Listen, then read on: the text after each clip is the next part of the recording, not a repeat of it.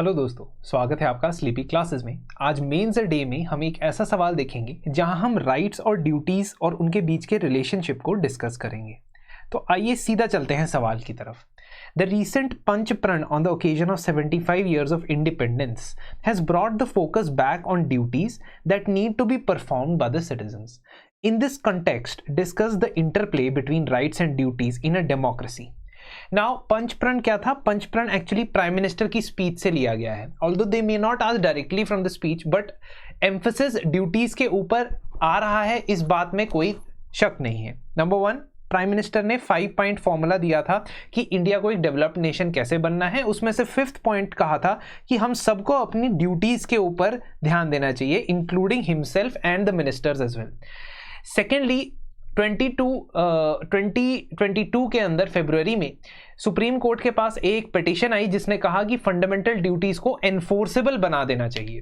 दोस्तों, आपको जानकारी होगी कि फंडामेंटल ड्यूटीज हमारे ओरिजिनल कॉन्स्टिट्यूशन का हिस्सा नहीं थी। In fact 42nd constitutional amendment act of 1976 से आर्टिकल 51A के अंदर 10 फंडामेंटल ड्यूटीज को ऐड किया गया था, और जो 11th फंडामेंटल ड्यूटी थी वो 86th constitutional amendment act of 2002 से ऐड की गई थी। Now if we talk about the question में बताया गया है कि ड्यूटीज पे फोकस वापस आ गया है जो सिटीजन्स को परफॉर्म करनी चाहिए, और इसी कॉन्टेक्स्ट में हमने इंटरप्ले की बात करनी है कि राइट्स और ड्यूटीज डेमोक्रेसी में किस तरीके से आपस में लिंक्ड हैं। सबसे पहले इंट्रोडक्शन में हम बताएंगे कि इंडिपेंडेंस स्पीच में प्राइम मिनिस्टर ने 5 रिजॉल्व कहे, जिसमें से एक रिजॉल्व था कि हमें अपनी फंडामेंटल ड्यूटीज निभानी चाहिए। Then we give minor introduction, वही जो बेसिक होता है कि फंडामेंटल ड्यूटी कहाँ मिलेगी संविधान में, फंडामेंटल राइट आपको कहाँ मिलेंगे। अब राइट्स और ड्यूटीज की इंट्रोडक्शन आप ऐसे दे सकते हो कि rights generally are considered to be part of liberal democracy. किसी भी लिबरल डेमोक्रेसी के अंदर आप एक्सपेक्ट करते हैं कि अधिकार तो मिलेंगे ही, जबकि ड्यूटीज जो है वो जनरली सोशलिस्ट कंट्रीज के अंदर देखी जाती हैं। यूएसएसआर के कॉन्स्टिट्यूशन में फंडामेंटल ड्यूटीज थी, बट हम यहाँ ये एस्टैब्लिश करेंगे और गांधी जी के प्रिंसिपल के हिसाब से एस्टैब्लिश करेंगे कि जो ड्यूटीज निभाए बिना आप राइट्स एंजॉय नहीं कर सकते। And that is an understanding which everyone agrees upon. It cannot be a one-way street. It has to be duties in relation to the rights. ये one-way street नहीं चल सकती, और इसका मैं एक अच्छा सा conclusion भी आपको बताऊंगा। Now, what is the interplay between rights and duties in Indian democracy? ये देखो, in a democracy पूछा है, हम Indian democracy के लिए बोल देंगे sufficient है। Sufficient है क्योंकि हम India centric paper दे रहे हैं, until unless it is asked specifically। ठीक है, इट्स आज स्पेसिफिकली कि किसी और कंट्री के बारे में बताओ, इंडिया की एग्जांपल से बताएंगे बेहतर है। Duty to respect for other rights. सबसे पहली बात तो है कि अगर हमें कोई अधिकार मिल रहा है, if we are getting a right, it is necessary that it becomes our duty to respect that right, because rights are both horizontal as well as vertical। यानी राइट जो हमारा क्लेम है वो गवर्नमेंट के खिलाफ भी है, लेकिन साथ ही साथ वो इंडिविजुअल सिटीजन्स के भी खिलाफ है। फॉर एग्जाम्पल, अगर हमें राइट टू लाइफ मिला है तो वो राइट टू लाइफ हॉरिजॉन्टल भी है और वर्टिकल भी है। ऐसा रिसेंटली सुप्रीम कोर्ट ने भी एक जजमेंट में कहा था। तो आपकी ड्यूटी बनती है that if someone's right, if you are doing an activity that is taking away someone's right to life, you should not do it. ये आपकी ड्यूटी ऑटोमेटिकली बन गई। तो आप ये समझें कि ये आर्टिकल 21 जिसमें we have to enjoy the clean environment, supreme court ने कहा है क्लीन एनवायरनमेंट आपके राइट टू लाइफ का पार्ट है। लेकिन अगर आप ही एनवायरनमेंट में गंद मचा रहे हो, क्लीन एनवायरनमेंट को तोड़ रहे हो, खराब कर रहे हो, which is against your fundamental duty as well, जो आपकी फंडामेंटल ड्यूटी के खिलाफ भी है, तो आप वो राइट कैसे एंजॉय कर सकते हो? So it is a two way street, पहली चीज। दूसरा, गांधीयन आइडियल्स के हिसाब से भी ये 2-वे स्ट्रीट है।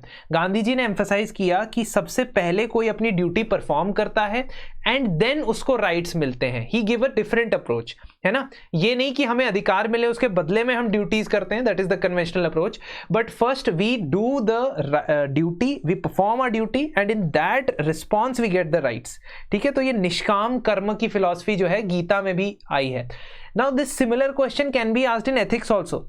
ऐसा नहीं है कि ये सिर्फ और सिर्फ GS2 में पूछा जा सकता है राइट्स और duties. This is a philosophical question more than a constitutional question. It is a philosophical question. It may be asked in rights और ड्यूटीज इन द एथिक्स।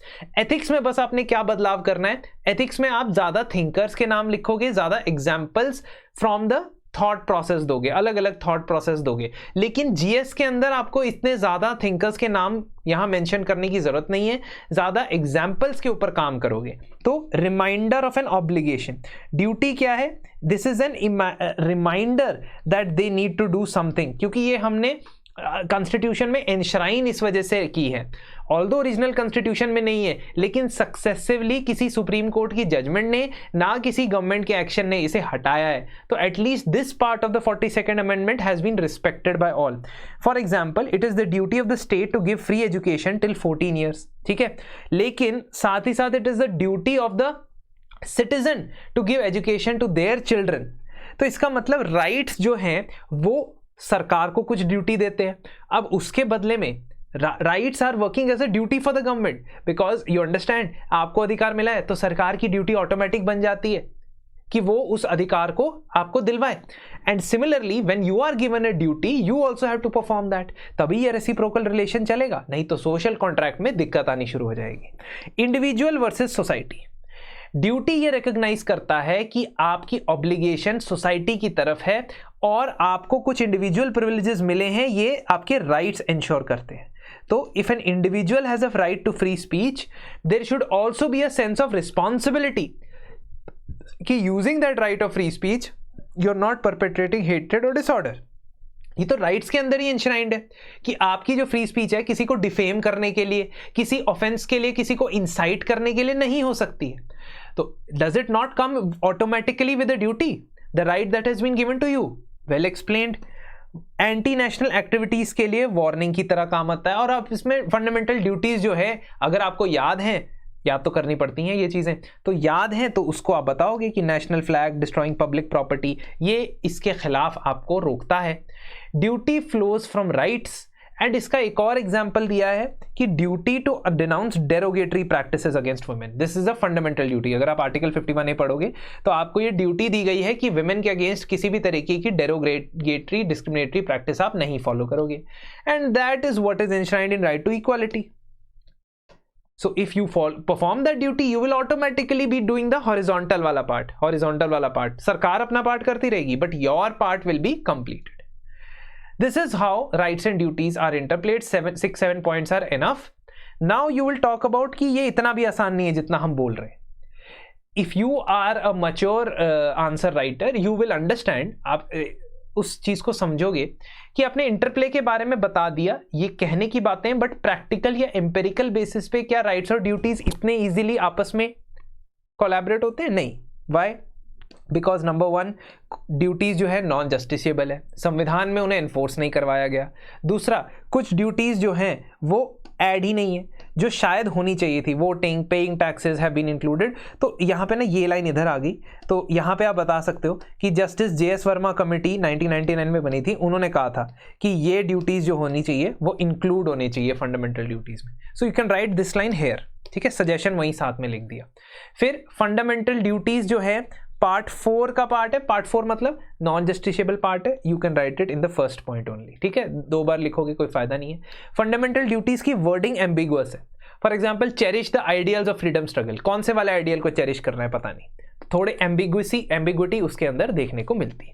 ये 2-3 चैलेंजेस अगर आपने लिख दिए, ultimately you will say that the relationship is complex, but in the end you have to say that their relationship has to be correlative. So only expecting rights is akin to desiring fruits from the harvest but being unwilling to get one's hand dirty during cultivation. आपको सिर्फ फल चाहिए, लेकिन फल के लिए आपने कोई मेहनत नहीं करनी है, आपने किसी तरीके से कंट्रीब्यूट नहीं करना है, पार्टिसिपेट नहीं करना है। तो वो अप्रोच कुछ हद तक सही है, may be certain free liberal societies ये इस अप्रोच को मानेगी, एक्सेप्ट करेगी, लेकिन इंडिया जैसे डेवलपिंग कंट्री के अंदर आप ये प्रिविलेजेस नहीं मांगने चाहिए। आइडियल सिनेरियो की बात हो रही है, थोड़ी किताबी बात है, but that is how this works. So real freedom of any individual can always be measured by the amount of responsibility which he must assume for his own welfare and security. Beautiful statement. ये real freedom किसी भी individual की किससे major होती है कि वो कितनी रिस्पॉन्सिबिलिटी ले सकता है अपनी वेलफेयर, अपनी सिक्योरिटी के लिए, वो कितना रिस्पॉन्सिबल है, उसके प्रोपोर्शनेटली उसे फ्रीडम मिलती है। So this is how you conclude. ये रट्टा मार लेना इस स्टेटमेंट को, and you can use it anywhere you want. So this is how you will conclude this statement. तो इसके साथ हमारा ये आंसर कंप्लीट होता है। दोस्तों अगर आप इसी तरीके से मेंस की प्रैक्टिस को पुरजोर बनाना चाहते हैं, हर एक आंसर को हमारे साथ डिस्कस करना चाहते हैं, लाइव डिस्कशंस का पार्ट बनना चाहते हैं, तो हमारा mains crash course for 2023 start हो चुका है, जिसका आप पार्ट बन सकते हैं। 10% आपको IAS टॉपर कोड लगाने पे डिस्काउंट मिल जाएगा। इसके अलावा मेंस की टेस्ट सीरीज जो 18 जून से स्टार्ट हो चुकी है, सेकेंड टेस्ट उसका जा चुका है, और इसीलिए अब आपके पास करेक्ट टाइम है। If you have prepared some part of your GS syllabus, आप अपने सेक्शनल टेस्ट और फुल लेंथ टेस्ट के थ्रू टेस्ट देते, इवेलुएट करवा के और लाइव डिस्कशन का पार्टिसिपेंट बन के इसमें एनरोल करवा सकते हैं। डिटेल्स आपकी स्क्रीन पे दी गई हैं। अगले सेशन में आपसे मुलाकात होगी। तब तक के लिए धन्यवाद। Thank you and have a very nice preparation.